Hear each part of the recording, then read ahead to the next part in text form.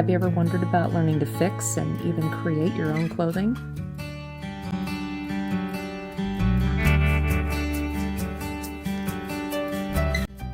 Hi everybody, I'm your host Natalie, and welcome to another episode of My Far North Cabin.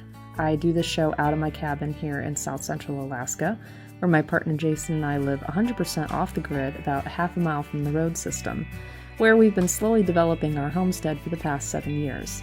On this show, I discuss all things Alaska, northern life, off-grid living, invaluable self-sufficiency and homesteading skills, and I also share stories about all the wild things that have happened to us since we've moved to the last frontier. So with that, let's get started.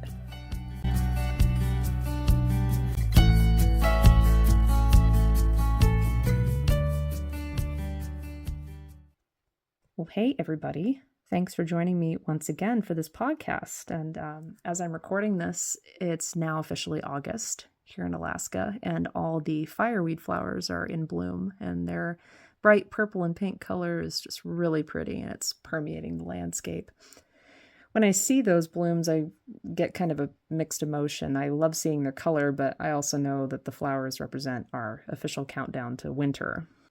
The flowers begin to open from the bottom to the top every single week, and when the top flowers finally open, summer in Alaska is basically over. But this is when I begin planning new projects, like for my crochet business.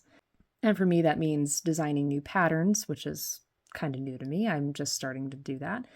And making new things to keep me and Jason warm and comfy for the upcoming cold season.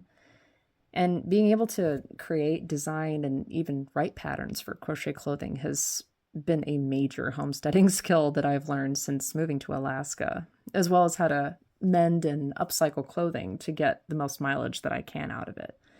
And I feel like in this day and age, especially with fast fashion being so prevalent, it seems that more and more people are jumping on this bandwagon of learning to create and mend their own clothing and picking up balls of yarn and trying their hand at crochet and knitting. I know I did.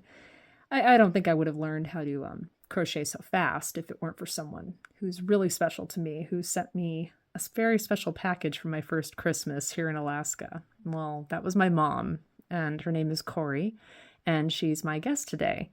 And she's a longtime crocheter, and she's learned a great deal throughout her entire life of how to sew and mend, especially from my grandmother, who's an absolute whiz at quilting and sewing clothes. And in the recent years, she's learned how to spin her own yarn and even weave using a loom. And she loves historical dress, and that sparks her imagination to create her own clothing, her own garments. And she's learned so much, and I'm just so excited to share our conversation with you. She is a wealth of knowledge. So for today's homestead skill sets, I'm happy to have her on the show to talk to you guys about her passion for textiles and how she found her way from beginner to where she is now. So I hope you enjoy. Hi, Mom. Hey, hi, sweetheart. How you doing? I'm doing excellent. How are you? It's a little hot, but yeah, we're doing fine down here in Arizona. Monsoon season finally started last night, so I'm happy. Oh, wow. I must have sent you some of my rain. I have a bit too much. I need to get rid of it. Thank you. We needed it. It's been a long time, so I'm very happy we finally got some rain. Wonderful. And you keeping warm and enjoying your sunshine? Oh, yeah, my liquid sunshine. Yes. I have to admit, I shouldn't badmouth the rain. It does give us wildfire protection, and it has been really good for the plants. So I can't, talk too badly about it. But yeah, it's been good. We've just been doing a lot here, getting through the rain and getting the homestead going a little more like we do every summer. We always have to pick up where we left off after winter puts a pause on everything. You know how it is. Oh yeah, you bet. You bet. So down here, instead of winter, we have summer where we put everything on pause and we wait until it cools off before we get started on our project. So you and I live in almost opposite worlds. I know. Well, we both live in a very extreme environment, and there are definitely things that you have to do in an extreme environment. So, it's great to have you on the show. You're my first guest. Oh, Thank you so much for inviting me. I'm very honored to be able to be here. Well, I'm honored to share you with everybody.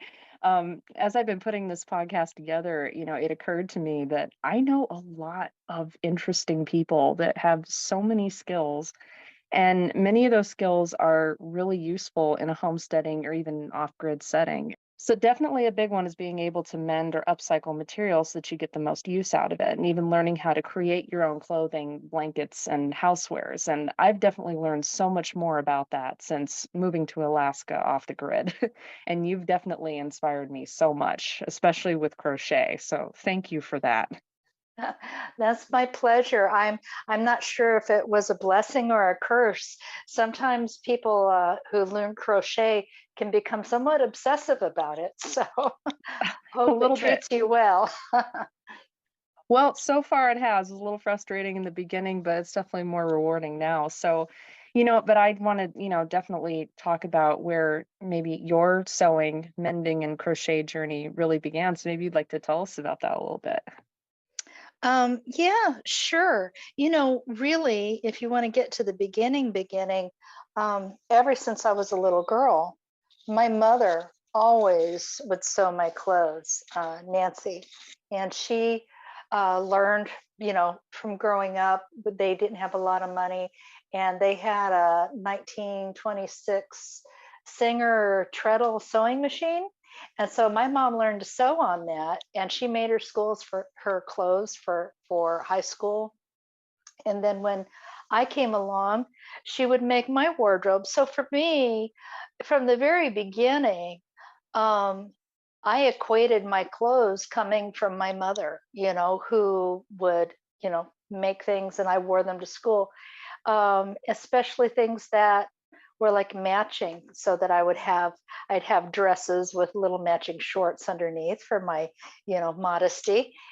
and, and I think really she was just a huge impact on me. So later I learned to sew, but also there were some other things going on as well, where I learned how to crochet from a babysitter when I was like 9 years old, something like that. I didn't really learn anything beyond chaining, but it sat there in my mind until later in life when I started picking up and trying to do crochet, because I knew I could do it. I just needed to practice. So from my mom, to my own journey, I would say that through my young life, I probably got caught up in the whole fast fashion thing as a teen, and in my young adult days, that was really the disco era. Everything is lycra and spandex and glittery and whatnot. It's a wild time. But later on, as I started working and starting my own family, I would start to sew when you needed something specific that you couldn't find in the stores. So that's kind of where that started. And especially when you were little, the main thing that I just have always had a love of Halloween or masquerade parties, and I love making costumes for you when you were little. And that really, I think, had a big impact on me over time as well. So I think costuming is really my favorite thing to do. And I think that really stems back to the days when I used to go to the Renaissance Fair. And, to really enjoy yourself at the fair, you've got to participate and make an outfit. And that's where I started doing some really simple sewing as well for that. And it just kind of gets in your blood after a while. Absolutely. Well, and of course, I have a really good core memories of all the things that you made for me and for my sisters when we were little, including my crochet Christmas stocking, which I cherish to this day because, you know, I just remember being inspired by you doing that when I was younger. I was never very good at it. I didn't start as young as you. I'm kind of a later in life crocheter. And but I really, really admire all of your abilities, and absolutely Oma. I say Oma, that's my grandma, my mom's mom. She's insane quilter. Like her quilting skills are next level. And we have both definitely learned a lot from her.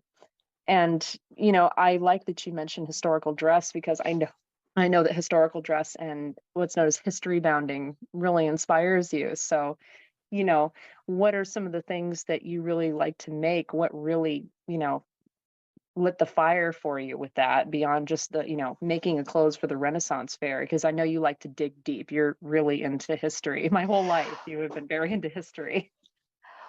That's a great question. And I think again, that kind of goes back to my childhood because my mom went back to college when I was 10 or 11, something like that. She decided to go back and get her degree.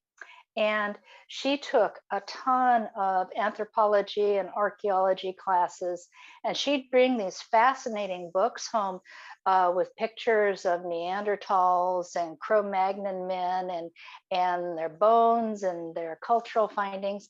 And I think I just found it, and I don't know what it is in my personality, but I have always wanted to imagine what was it like. I really want to know what was it like to live in a different kind of culture than what we have here and now.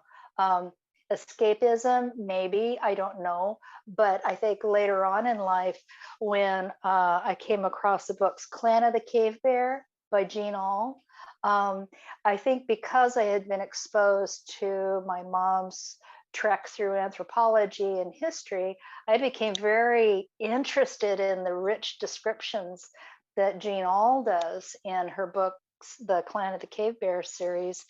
And I found myself wanting to make things from scratch. I wanted to weave baskets. I wanted to learn how to make rope with my bare hands. I just had this insane kind of scientific curiosity of wanting to recreate. And there's actually a part of archaeology that's known as experimental archaeology, where you try to figure out, like if you find certain kinds of things in an ancient midden, which is a trash pile, the archaeologists will try to figure out how those things were originally manufactured by comparing their end results with like pot shards and things like that. I think I probably could have done that and been very happy. But then again, on the other hand, I probably would have been trying to make the outfits and all the other trappings and the fish nets and things that they use to catch their food with. And so that really captured my imagination a lot. But later on, I started becoming more interested in the idea of the making of, the manufacturing of all things textile. And that took me down a different road entirely. And I think that's when the Renaissance Fair thing kind of grabbed me by my spine and, and started making me want to do more and more in terms of learning more about history, why people wore the certain kinds of clothes they did. And the fact of the matter being is that people, when they were in their adult years, people who were just common folk, not nobles, they would make certain garments that would last them for years and years and years. There was no changing of fashion. They knew how to launder things properly. They knew what fibers to use that would last a long time, and construction methods to where they could make clothes that would last almost forever and make them look good. So that really drives me. Wow. Yeah, and I agree. Like there are some garments that you've made that are absolutely amazing. They're not just beautiful, but they're functional. You actually you go the extra mile to not just make it look costumey. You actually include all of the little things that go along with it that have a utilitarian purpose. And that's what I really like about it, is because a lot of clothes that, especially for, women, these days, are just not very functional. And to be able to wear something that has a multiple use for yourself is really, really important. And it can be really empowering too. Like, I'm not just dressing up to look nice. Look, my dress has pockets. Yeah. Oh, absolutely. And I think there's this wide misconception about corsets and the function of a corset. Corset isn't just a fashion thing. There certainly were women who wore corsets and did, full tight lacing and everything to look teeny tiny. But actually, a corset is a very sturdy garment that helps support your back while you're doing, you know, incredible labor. Like these women were doing laundry in big tubs and they were lifting wet sheets that must have weighed 50 pounds. And, they had to prepare for their days of this kind of hard labor, and their clothing reflected the needs that they had. For the first thing, the fact is that, an important garment that people don't fully understand or appreciate is the chemise or the undershirt. It's like just a long straight garment with maybe a little gathering around the chest, long sleeve or short sleeve, made of linen, of a very fine linen. And that was what you wore between yourself and your clothes. And then that way, your clothes didn't need laundering so much as you would launder your shift or your chemise that you wore underneath. And it protected your skin by keeping you dry because there's special qualities to linen.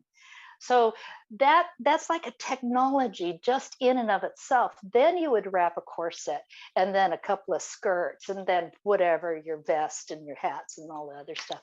But yeah, I made an entire outfit. I challenged myself about it's been almost 2 years, I guess, with a project during the pandemic. I have this love affair with Dia de los Muertos, the South American or the Latin American holiday, Day of the Dead. And I decided to make myself using, Day of the Dead themed fabrics. So it's very colorful, different types of fabrics with black Oh, yes. backgrounds. I made myself a Victorian era Katrina Calavera, who is a character that's often portrayed as this fancy skeleton lady with a big flowery hat with feathers and stuff. You've probably seen it. I Oh, made yes. myself a Victorian version of this costume with the corset all the way from the very, the underlayers to a ridiculous bustle that just makes my behind huge and really cute and funny, but with all the other outer layers as well. And it was quite functional. It was fun. It was such an education to learn how to model clothing to my body. And it's something that I know I'm going to have for a very long time and enjoy. The process itself is just so instructional. So, that's part of it. And that's a big project, but sometimes you don't need to do big projects to get a benefit out of knowing how to sew. Sometimes you just need to maintain your wardrobe, you know, or not wash it the wrong way.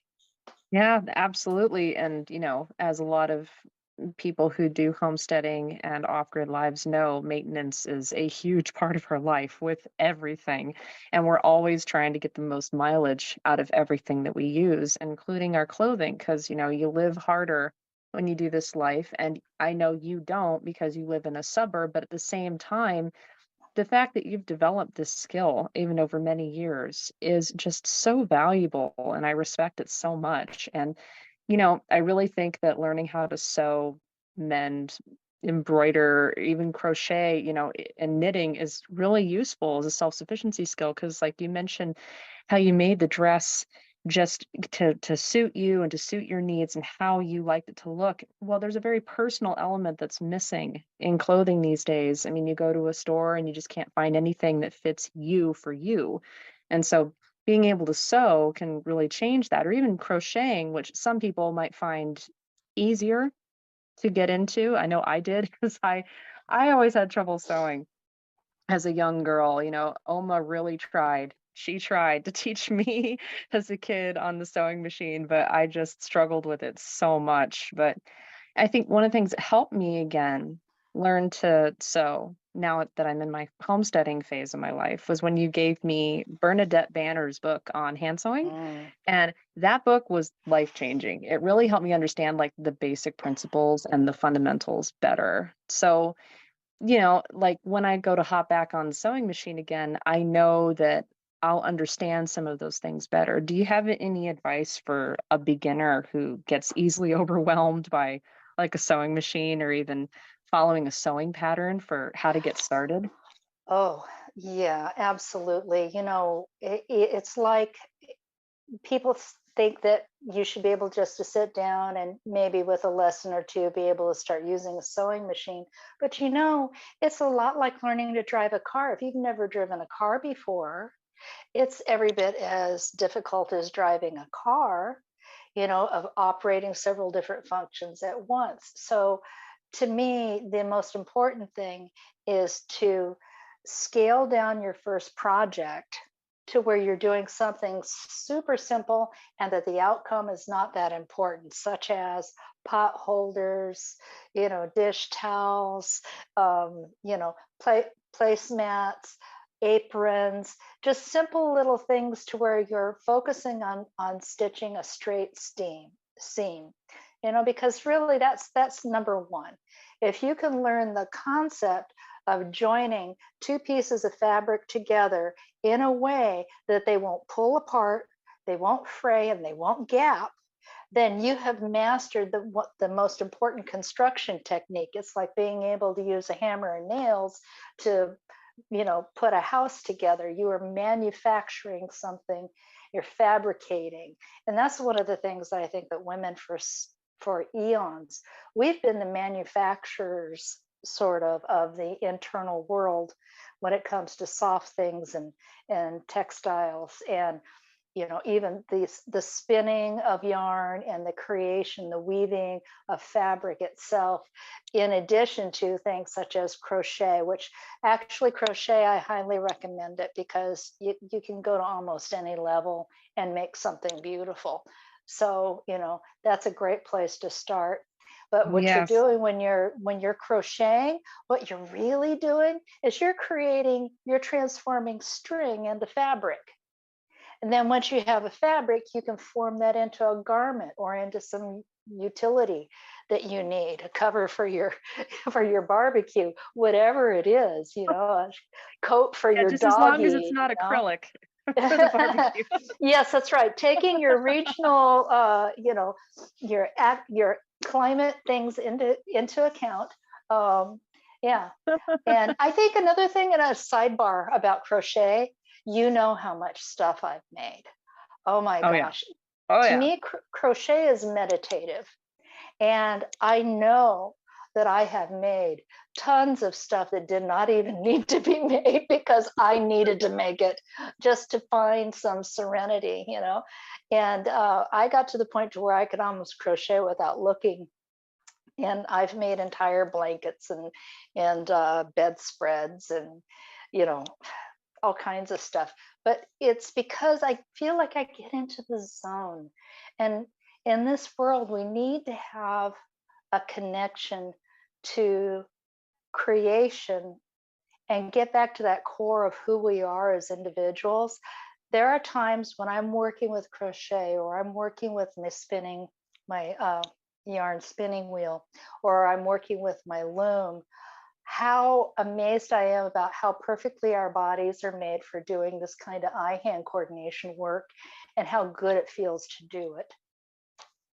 Oh, definitely. Yeah, I know that that was a really valuable thing for me to learn, and I never would have learned it without you. For, people just listening to this program, the reason I crochet is my mom, because my first winter in Alaska, for Christmas, she sent me a box of crochet hooks, yarn, and some books. And I didn't have a lot of internet access back then, so I learned how to crochet from books and from having talks on the phone with her about, "Mom, what am I doing wrong?" And it was so hard because we have this long distance relationship. She's in Arizona and I'm in Alaska, but, at keeping at it for many years, I actually ended up after having many of my projects that I just did because I needed to do them, I learned how to get good at it too. And, in my own way, and you find yourself through whatever you're doing, whatever the reason you're doing it, you kind of make it through the mistakes, make it through this did not turn out the way I wanted.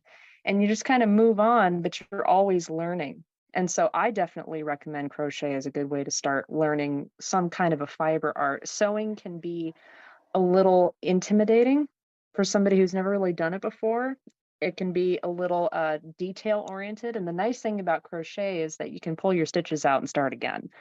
That's what I like about it, is that there's more room for error with crochet than for that. And, what do you think are some of the easiest things for somebody just learning to crochet? For me, it was always blankets and washcloths, stuff that uses one stitch, you know? Yeah, yeah. I would again, I go straight back to the basics. Your pot holders and your placemats. What you're doing is you're learning how to construct a two-dimensional, so to speak, fabric, and your goal is to learn in the beginning is to learn to making even stitches.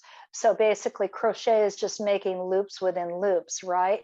After a while, you learn how to hold your hands such that those loops become a consistent size and you start moving with a consistent grace and speed.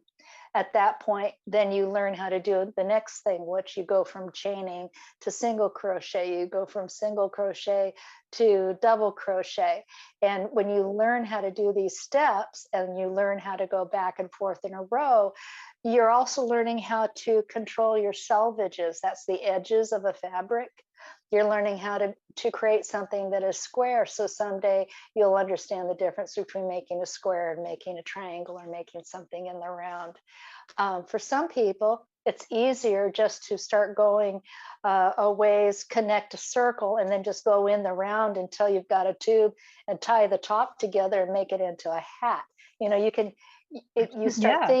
start thinking three-dimensionally, and that's fun. And the fun thing about crochet is it's stretchy, so it's very forgiving. You make it a little bit tight, it's perfect. So, Yeah, the size inclusivity is a lot easier, with something like crochet. It's not as difficult to get the sizing exactly right. And there's a lot of, room to figure that out. And, you and I have talked about this a lot, how we think textiles, clothing creation, and things like crochet and knitting are making a really big comeback right now. And, oh, why do you think that really is? I mean, what drives that for people these days? well, I think really it's a combination of things. You know how everything, any kind of big fads or any kind of big changes, they're a culmination of several different, I think of them as loops. We have civilization cycles, we have weather cycles, we have, all these different kinds of cycles. And one that we've been going through is this, increasing economic crunches along with dwindling opportunities for apprenticeship in anything. Nowadays, in order to get a job, you've got to go to a college and be, $40,000, $80,000 in debt to a college degree that might get you a job at a restaurant. It's really, really Yeah. sad. And I think I'm 66. And during my formative years, when I was in my, 30s and 40s, job opportunities were easy for me. And I didn't have a degree. I had college, but I didn't have a degree. Yet would get swept into these situations and end up in management or whatever. Well, that was a period of expansive growth. But right now we're going through such a contraction. And I feel like there's a couple of generations of young folks that kind of got squeezed out of opportunities, squeezed out of educational support, and kind of squeezed into this hyper social media this deluge of information. We're in the information age, to where it is so confusing to know which even direction to go in. And then Yeah. so what happens next? We had shockwave after shockwave. We had Y2K, we had 9/11, we had 2008 economic crash. And with each of those, we have a recovery, but it doesn't recover very much. We never get quite back where we used to be. And this generation of young folks, I think, right about the point that the pandemic hit, I think they were searching and they were ready, and then all of a sudden everybody got locked down. And I think that's when the Bernadette Banners, there's a bunch of these ladies, I call them the cause tubers. There's Bernadette Banner and Nicole Rudolph and Morgan Donner, Rachel Maxey. She makes the cutest little costumes and crazy little things. I've been watching her for a while. And Jillian Eve, who does fiber spinning. All of these I call them again cause tubers, really seem to rise in popularity. I saw their subscriber numbers jump up over the period of 6 months. And they suddenly found themselves being able to afford to do YouTube full time, just giving out sewing lessons, crochet lessons, yarn spinning lessons, history lessons, how to make your own shoes, just all kinds of things, and self-reliance. And I think that there's a whole generation of folks out there who suddenly went, this is the apprenticeship that we've been looking for. I need to learn how to do some skills. So when everything is taken away, I have a way to take care of myself. I think this is what's happening. I think it's dawning on folks that they really need to get some skills underneath their belt so as to feel like they have some control over their destiny. Absolutely. Boy, you summed it right up. I mean, it's never too late, but don't wait, you know? Right, And right. yeah, I saw that too. And I that's kind of what happened with my crochet biz, you know. It didn't start getting a lot of traction on social media until everybody was at home, and then all of a sudden there was this resurgence of interest in this. Now, I definitely think that there were some people where this was a fad and for them it kind of passed, but then there is this core group that held on to it. And I Hmm. know I've got my group of fellow crochet designers that design patterns, and they make quite a good living off of Hmm. doing that, but they Hmm. also value having that as a life skill. And that's kind of where, what I was interested in when, you and I were talking about things we could talk about on the podcast. And I thought this would be a great one because it Hmm. really is important to kind of get back to basics, because you remember to be grateful that we have the ability to do all these things. That's how we got here in human history. And yeah, there are big businesses that take care of some of these things for us in our busy lives, but I don't think we should ever forget how to do these things.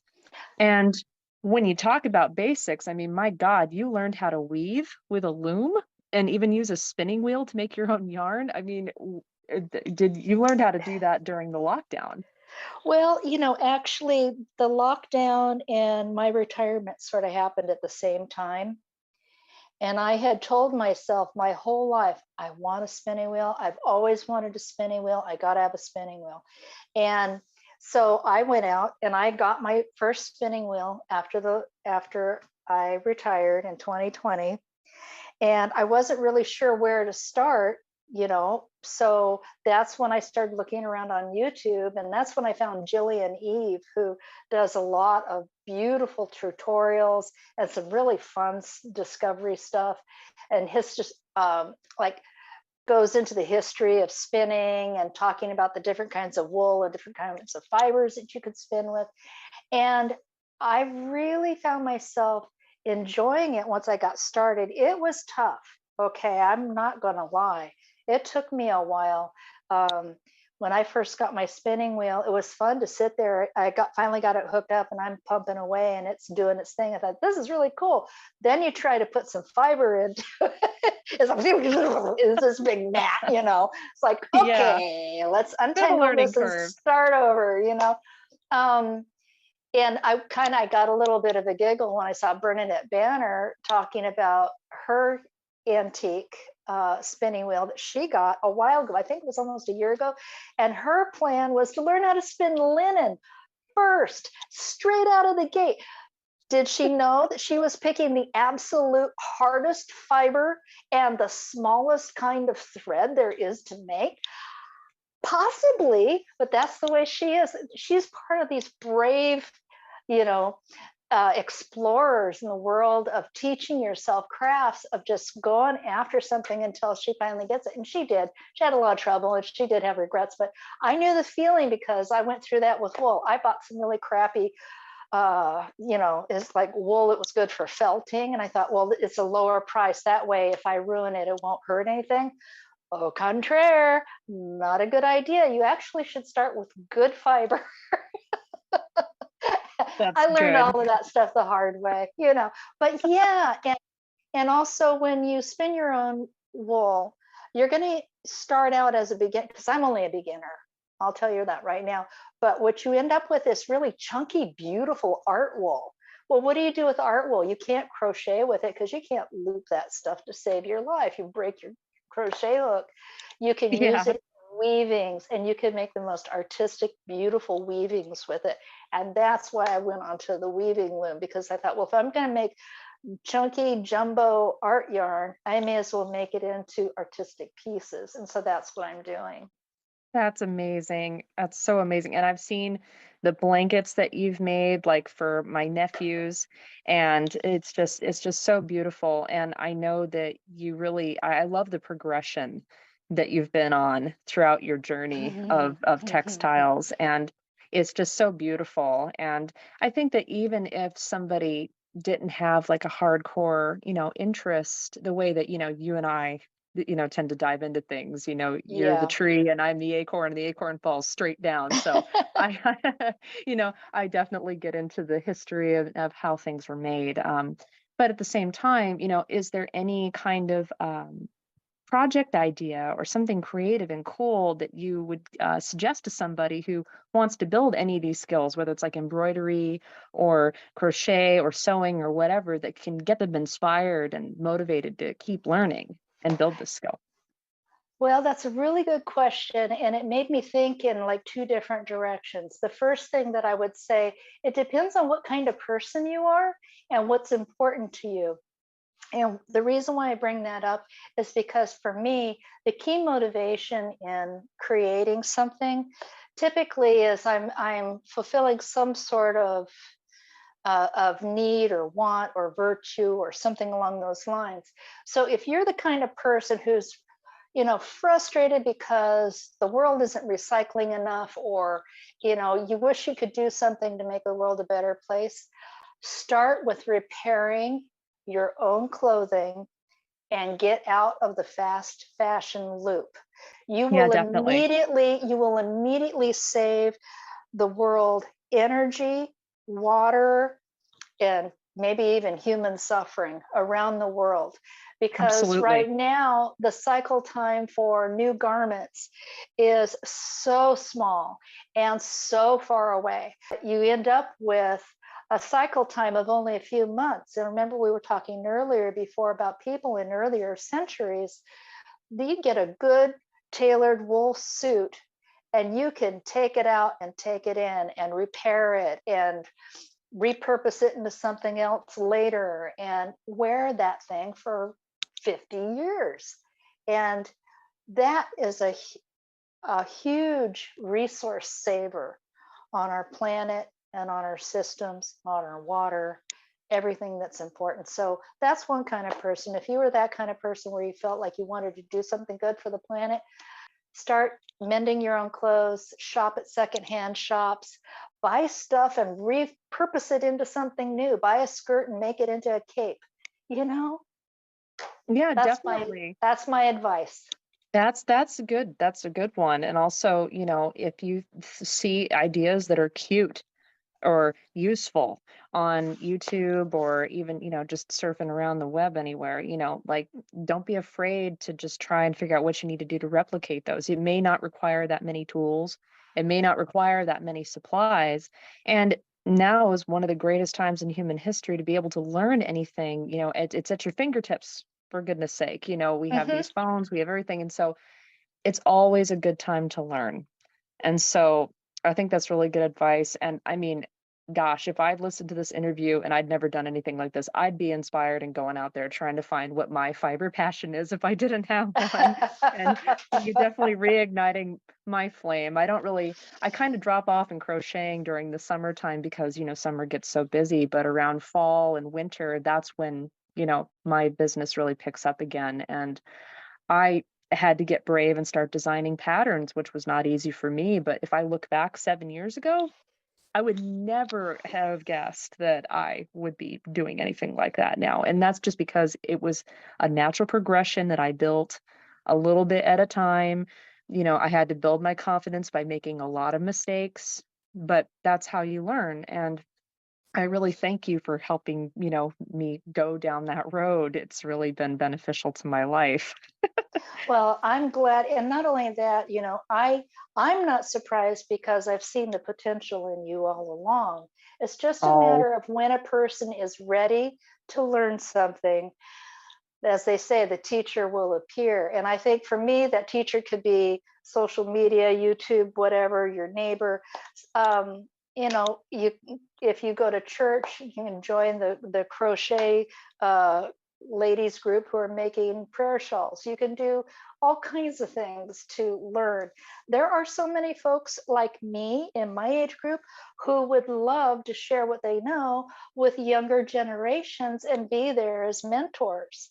I absolutely. We're very I kid you disconnected from not. that. I kid you not. Again, I think apprenticeship has died in our country, and we need to bring it back.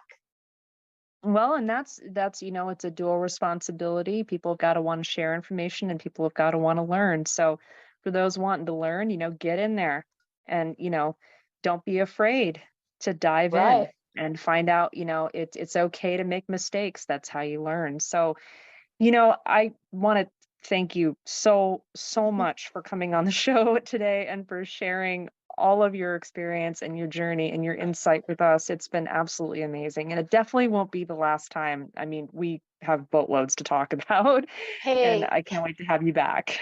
hey, thank you so much. And I want to thank your audience. I want everybody out there to just put aside any doubts that they are not capable of making or doing something. You can. We're human beings, it's innate in us. Just find something that you're attracted to and try it. Just try it. I think that's the best takeaway ever. And I agree. I share this sentiment. So I hope you enjoyed being on the program as much as I enjoyed having you. And I hope you have a wonderful day, Mom. Absolutely. Thank you so much, Natalie. You have a good day. So that was my mom. My gosh, she had so much amazing information that she shared for today's homestead skill sets. And I'm definitely always inspired by her, and her influence on me has definitely helped my homesteading skills. Gotta say, Mom's absolutely one of my heroes, and I'm so happy that I got to share her with you guys today. And the key takeaway from our conversation is that beginning to implement any skill into your life that's useful, no matter where you are right now, will help you become more self-sufficient. And if you are planning on homesteading or going off the grid one day, there are so many things that are worth knowing before you do it. And this was definitely one of them. If you'd like to check out some of the YouTubers that we were discussing, I've put the links to their YouTube channels in the show notes for today. And if you'd like to see some of the crocheting that I get up to, you can find the link to my Etsy store and the link to my Instagram account for my Etsy shop, where there's lots of fun pictures and videos, and you can see some of my crochet journey.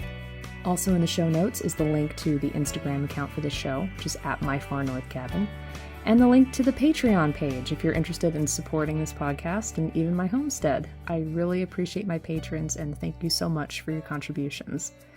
And I want to thank my mom for coming on the show today. She'll definitely be back. We have way more skill sets to cover in future episodes. So until then, keep building that homesteading mindset and stay wild.